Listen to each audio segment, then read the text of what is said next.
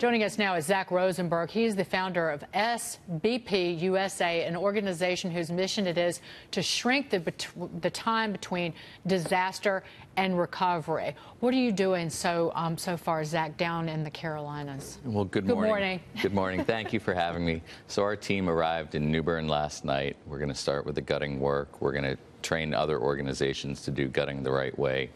We're focusing on mold remediation as well. The big picture, Dagan, is that people need a clear, predictable path to recovery. So we're focusing on a few areas. First of all, we need to make sure that the people impacted by Florence get and maintain all the funds available to them. We have PSAs going out sponsored by Walmart that are focusing on how to navigate FEMA, how to maximize insurance so they can collect as much resources as they have, but then not fritter any of it away. So we're focusing on contractor fraud.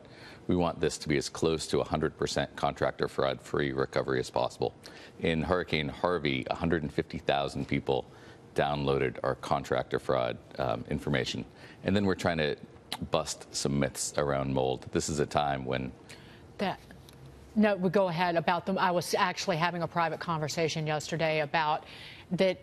In some ways, wind is better than water damage because it is so difficult to repair a home after it's been partially or almost fully underwater for a number of days like this. So continue on that note. Yeah, well, it's doable. There's some mystique and there's some myths out there. I think back to a storm that hit Slidell, Louisiana, and we were doing some recovery work out there. And my team met an American soldier. He was deploying in 2 days. We went out to do his mold work, and he said, I got it covered. I paid some guy $16,000 to do mold remediation for about 1.5 feet of water. And so what we're trying to do is make sure that folks understand the honest truth. Mold is dangerous, but it's something that can be remediated either by themselves or for a manageable cost. Zack, before we move on, where can people get this information about how to avoid contractor fraud, how they can apply for aid from the federal government? Where can they go to get this? It's all on our website, www.sbpusa.org. Okay. Yep. And we'll send a link to you, and if you want to post it on your show, would be pleased for that to happen. And I will tweet that link out, absolutely. It's on the screen, by the way, but I will tweet it out, make sure everybody here tweets it out as well.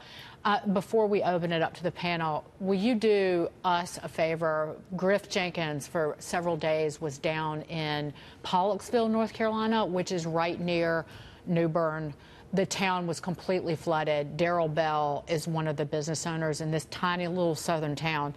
And, I mean, it's just heartbreaking. And I promised him yesterday I would talk to my friends. I was on the phone last night trying to tell people, like, when the floodwaters recede, get down to Pollocksville, help the Bells, help the people of that town. Will you make sure that you reach out to that town as well? Certainly. And if Mr. Bell wants to contact us, we'd be glad to talk to him. Investing in small businesses is essential. After storms, 40% of businesses that don't open for a day will never come back. And so we as communities have to focus on the heart of our country, these small businesses that employ people. I think what you're doing is incredible. But when you see these towns a year out or 3 years out, you see how the recovery is there and they're often booming. Do you send that as part of your message to people, like, hey, look, you're going through a disaster right now, but with our help, there's a brighter side here? Yeah, there has to be hope, without a doubt, and there has to be goals. What we suggest that government executives do is just like business, you set a goal. No one can run a 4-minute mile by training as hard as they can. They have benchmarks they want to achieve along the way. And it's the same thing for recovery. So we need mayors and governors saying, this recovery is going to be done by X date. Here's what success looks like. And then you can build a plan to achieve that goal. So SBP has received many accolades for being a top charity for hurricane relief. It was started after Hurricane Katrina, was it not? That's correct. So, and you got a grant from the J.J. Watt Foundation to rebuild homes in Houston. You're also partnering with a friend of this program, Jake Wood, the founder of Team Rubicon. Tell us about some of that work that you've done in Texas. Yeah, so for SBP, success isn't just doing the work ourselves, but again, shrinking the time between disaster and recovery. That means we have some upstream policy solutions, but it also means expanding the capacity of the groups on the ground doing the work. If it was any of our family members, we wouldn't care if the rebuilding was being done by the folks in the blue shirt, the yellow shirt, or the green shirt. You just want the work to get done. Toyota trained us to build houses the way they build cars, and they have this notion of Yokoten, if you do it well, share it with others. So J.J. Watt invested $8.5 million in SBP. We're investing half of that into other nonprofit groups, as well as what I think is one of America's best resources, AmeriCorps members. So we have a number of AmeriCorps members that we're investing into other nonprofit groups. Jake's group, my twin, obviously. It's not that funny. I mean, there's a little similarity. No. Twin in heart and spirit and soul. We've been on shows together, and my feet dangle, and it almost looks like he's sitting at a dining room chair.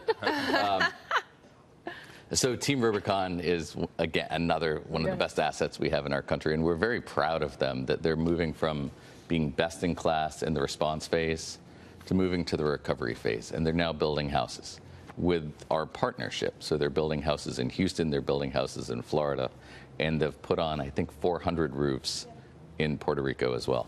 It is really hard. Nat Candido, our stage manager here, set up a charity after Superstorm Sandy here, and we filled up cars with goods and we're on the ground like a couple of days after the storm passed through. But it is really hard to know who, again, it is that kind of organization that you're talking about to find out who needs what and when and how to respond. And it really does take kind of a corporate management structure, because you're on the ground with all these food and supplies, and then distributing them is a lot harder than you might think. So people want to help. So we'll send them to your website. Would love it. Thank you very much. Zack Rosenburg, thank you so much. Please come back and give us an update as the recovery progresses. Love to. And the rebuilding. Thank you.